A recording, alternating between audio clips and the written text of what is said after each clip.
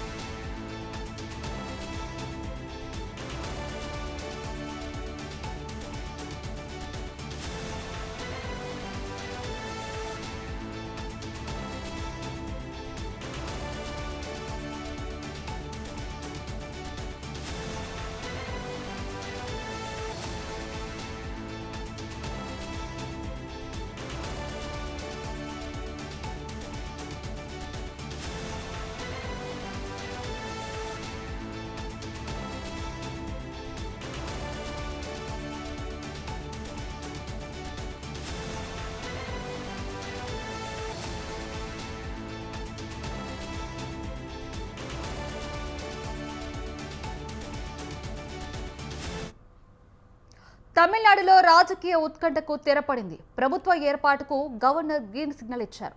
లోక్ భవన్లో గవర్నర్ అర్లేకర్తో విజయ్ భేటీ అయ్యారు. ప్రభుత్వ ఏర్పాటును ఆహ్వానించాలని కోరారు. కాంగ్రెస్ మద్దతు లేక మంత్రుల జాబితాను గవర్నర్కు సమర్పించారు. అసెంబ్లీలో బలం నిరూపించుకుంటారని గవర్నర్కు తెలిపారు. ఇదే అంశానికి సంబంధించి మరిన్ని అప్డేట్స్ ఫోన్ ఇన్ లైవ్ లో సవీన్ అందిస్తారు. సవీన్,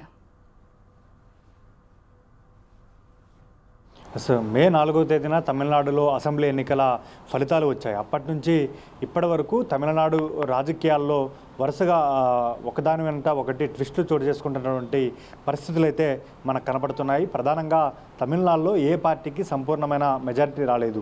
ప్రధానంగా 234 అసెంబ్లీ స్థానాల్లో 108 అసెంబ్లీ స్థానాలతో సింగిల్ లార్జెస్ట్ పార్టీగా తమిళ సినీ నటుడు విజయ్ నేతృత్వంలో ఉన్నటువంటి టీవీకే పార్టీ నిలిచింది. ఇక డిఎంకే ప్రధాన ప్రతిపక్ష స్థానానికి 57 అసెంబ్లీ స్థానాలతోటి ప్రధాన ప్రతిపక్ష స్థానానికి పరిమితమైంది. అదేవిధంగా అన్నా డిఎంకే సైతం 48 సీట్ల వద్దనే ఆగిపోయిన పరిస్థితి మనకు కనపడుతోంది. ఈ నేపథ్యంలో తమిళనాడులో ఎవరు ప్రభుత్వాన్ని ఏర్పాటు చేయబోతున్నారనే దానిపైన ఉత్కంఠ నెలకొంది. అయితే సాధారణంగా సింగిల్ లార్జెస్ట్ పార్టీగా నిలిచినటువంటి రాజకీయ పార్టీకి తొలుత గవర్నర్ ప్రభుత్వాన్ని ఏర్పాటు చేయడానికి ఆహ్వానం ఇస్తారు.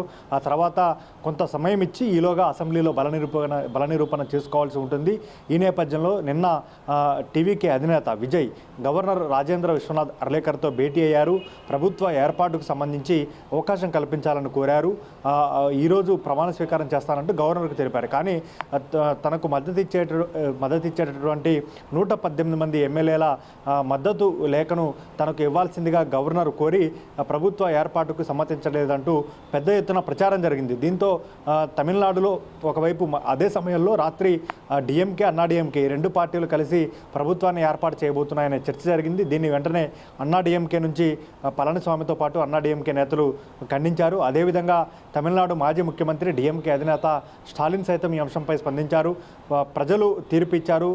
తమిళనాడులో విజయ్ని ప్రభుత్వాన్ని ఏర్పాటు చేసుకొనివ్వండి, 6 నెలల పాటు సమయం ఇస్తాము, ఆ తర్వాత తమిళనాడులో విజయ్ ప్రభుత్వంపై పోరాటం చేస్తామంటూ కూడా స్టాలిన్ స్పష్టం చేశారు.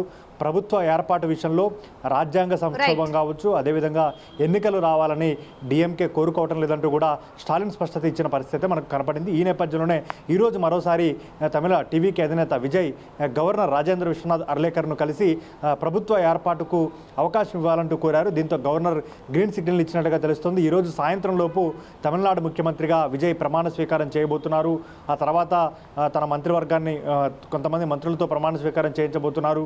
అదేవిధంగా కాంగ్రెస్ పార్టీతో పాటు వీసీకే, సిపిఎం, సిపిఐ ఇతర పార్టీలతో సంప్రదింపులు జరిపి వారందరి మద్దతు కూడగట్టుకొని త్వరలోనే అసెంబ్లీలో బల నిరూపణ చేసుకునేందుకు కూడా విజయ్ సిద్ధమవుతున్నట్లుగా తెలుస్తోంది.